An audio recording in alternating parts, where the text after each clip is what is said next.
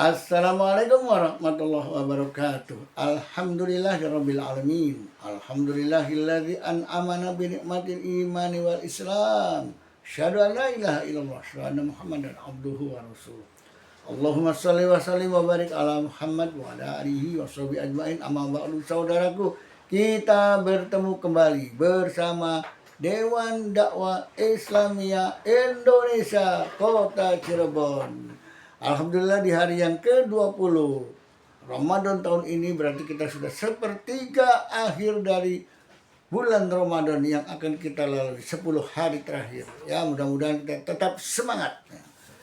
Saudaraku, kita masih dalam suasana Bunyal Islam Al-Khamsin, bagaimana membangun sistem masyarakat yang islami. Ya, masyarakat yang taat dan patuh, yang sejahtera. Ya, padahal itu sebetulnya sudah dicontohkan. Ya, sudah dicontohkan oleh leluhur kita, Sunan Gunung Jati, isun titip tajuk lan fakir miskin, tajuk tempat sholat, ya, rajin ibadah, rakyatnya diajak fal ya'budu, ya, Rabbah hadal bait, rakyatnya diajak beribadah, ya, ke tempat ibadah, ke masjid dan seterusnya. Alladzi at'amahum min ju', jangan sampai rakyatnya kelaparan, ciptakan rasa aman, tentram. Nah, disitulah sama dengan bagaimana fakir miskin, mijuk, ya, kelaparan itu kan jangan sampai fakir miskin kelaparan.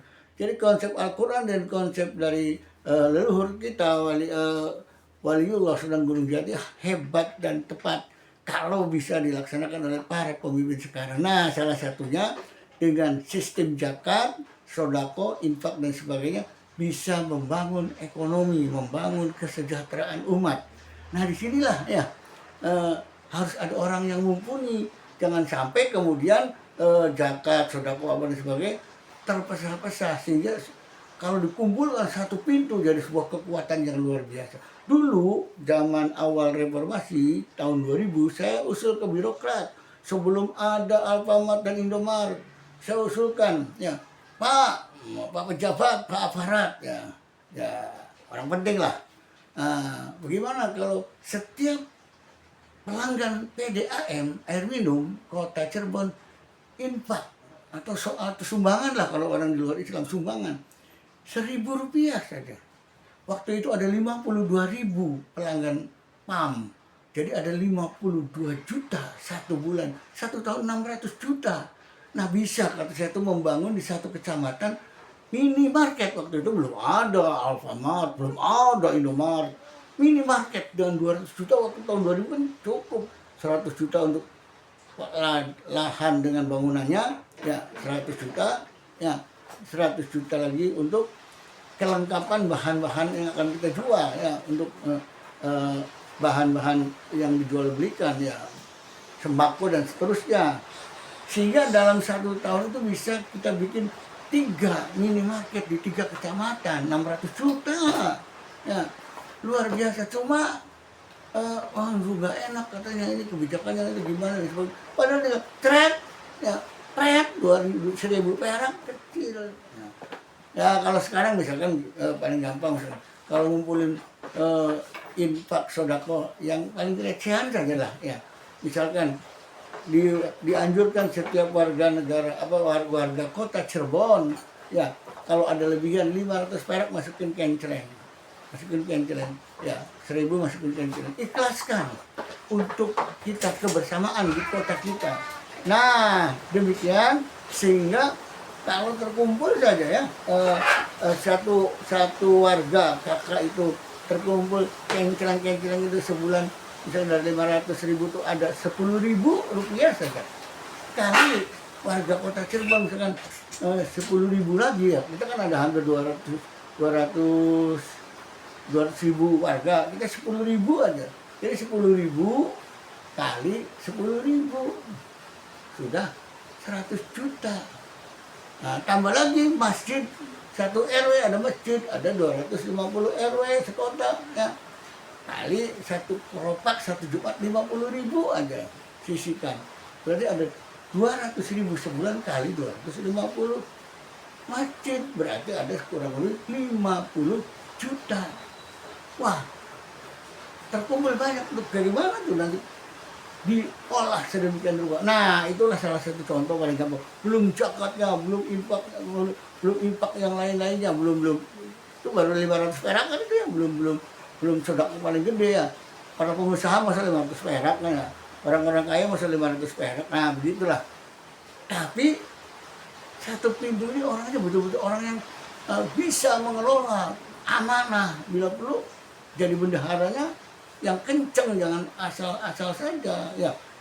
Lagi pula bendaharanya juga dia orang yang mumpuni dan orang yang berkecukupan, sehingga dia tidak akan ngentik duit zakat ya, di sodako enggak ya.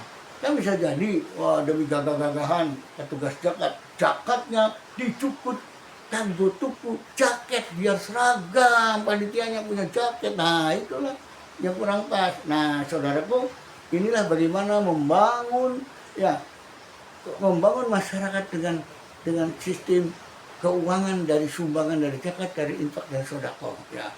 Bisa saja ada orang yang mengatakan, zakat tinggalkan, kecil kayaknya, sedekah yang gede, zakat itu berapa sih ya. Nah, jangan abaikan zakat. Zakat itu perintah syariat, harus diamalkan. Zakat ada dalam rukun Islam. Masa rukun Islam diabaikan? Itu kan ada kesinambungan. Zakat itu mengindikasikan bahwa janganlah kita kemudian pelit ya, hanya hartanya mau di sumbangan tuh ngitung dulu zakatnya. Enggak ya, orang yang ada terbiasa bersedekah enggak hitung-hitungan. Zakat ongkong ngasih, sodakonya bahkan lebih gede dari zakatnya. Nah, itu harusnya yang dihimbau. Jangan mau usah zakat lagi, kita sodako aja yang banyak. Nah, bukan seperti itu. Itu mungkin pikiran-pikiran orang yang gimana tuh ya. Ya begitulah. Saudaraku, mari kita kembali suatu hal yang luar biasa ya. Sedekah ini ya bukan kemudian harus menunggu nisab zakat, tidak ya. Ketika ada orang nyumbang dan sebagainya itu ya, lihat situasi siapa yang akan diberi. Kalau orang ini datang lagi, utang lagi, yang kemarin utang nggak bayar, gimana jadinya coba ya. Nah, akhirnya kan orang yang mau ngasih sedekah dan sebagainya, lihat orang mental ngutang tapi tidak mau bayar. Nah, ada juga yang model seperti ini. Ya mudah-mudahan ya orang seperti ini diberikan oleh Allah rezeki yang banyak sehingga dia tidak akan hutang lagi ya, mudah-mudahan ya. Itulah manusia, namanya juga manusia, wajarlah mungkin dia pilot, kerjanya nggak lancar, rezekinya seret, jadi ya mau tidak mau untuk kebutuhan anak-anak, kebutuhan rumah tangga, yang ngutang juga sama teman, sama saudara, saya yakin. Kalau nggak orangnya nggak kenal, nggak mungkin lah. Jadi kita yang ngerasa punya teman menjadi saudaranya, ketika ada yang butuh ngutang dan sebagainya, ya kita kasih lah kalau kita ada gitu ya. Dari orang Cirebon, pati datang ke sini tuh dia mengira bahwa kita punya duit gitu ya, ya begitulah. Tapi yang jelas kita harus ikhlas mengutangi atau memberi ya. Seperti ada sebuah kisah ya, ada emak-emak itu udah tua, setiap hari keliling di pasar ya, ke tukang beras ya, minta 1 genggam, 2 genggam masukin ke kaleng, terus keliling ke tukang beras tuh. Nah, datang kepada pedagang Ibu Haji ya, Ibu Haji, hebat Ibu Haji dia, pedagang beras ya. Begitu dia mau ngambil beras, jangan, tidak ada, saya tidak ikhlas, tidak ridho ngasih, kamu ngambil sendiri, saya belum ngomong kamu udah ngambil. Nah, ini lagi rame, jangan ganggu kita. Jadi emak-emak itu dihardik lah. Sehingga ada yang beli pelanggan, Bu Haji, kenapa tinggal kasih aja 2 cerowok begitu tuh ya, 2 genggam gitu. Kenapa? Udah. Nah, kata yang lainnya, iya Bu Haji gimana, kasihan tuh gitu. Nah, akhirnya Bu Haji cerita, mak, bu-ibu ya, ini maaf, sengaja saya dia suruh pergi ya. Saya nggak enak, malu di depan mak, ibu-ibu sekalian ya, ngasih cuma 2 genggam. Malu saya sama Allah, malu. Tuh, malunya gimana Bu Haji? Kata si mbak-mbak itu yang semua pada merubung di warungnya. Setiap minggu sekali, sebulan sekali ya, saya suruh pembantu saya ke rumahnya, bawa 1 karung. Dia nggak tahu siapa yang ngasih ya. Maksud saya supaya dia jangan minta segitu, segenggam tiap hari keliling. Saya kasih 1 karung. Tapi masih ada seperti itu mentalnya. Nah, oh gitu tak Bu Haji. Oh ya, ya udah saya nitip nih Bu Haji. Kalau Bu Haji nanti bawa 1 karung, saya nitip nih 50.000 barangkali buat beli sayurannya, ikannya atau minyaknya. Saya juga nih 10.000, saya juga 20.000. Jadi emak-emak yang pada dagang ikut bagaimana rantaman ya untuk menyediakan emak-emak tadi yang apa? Yang suka minta-minta beras, sehingga enggak datang lagi ke pasar karena diomong, ini mak berasnya buat sebulan, ini uangnya, mak jangan minta-minta lagi, cukup ya. Luar biasa mama di pasar ya dengan pedagang beras di pasar. Itu satu keikhlasan bagaimana saling memberi. Inilah ya sedekah, sodakoh, zakat dalam arti luas memberikan orang yang membutuhkan. Nah, kita akan lanjut untuk besok kembali ya. Mungkin ada cerita yang lain dan ada hubungannya dengan yang lain-lainnya berkaitan dengan Bunyal Islam ala Khamsin. Nanti kita cerita tentang Syamu Ramadan yang belum tersentuh ya, karena menjadi rukun Islam yang keempat.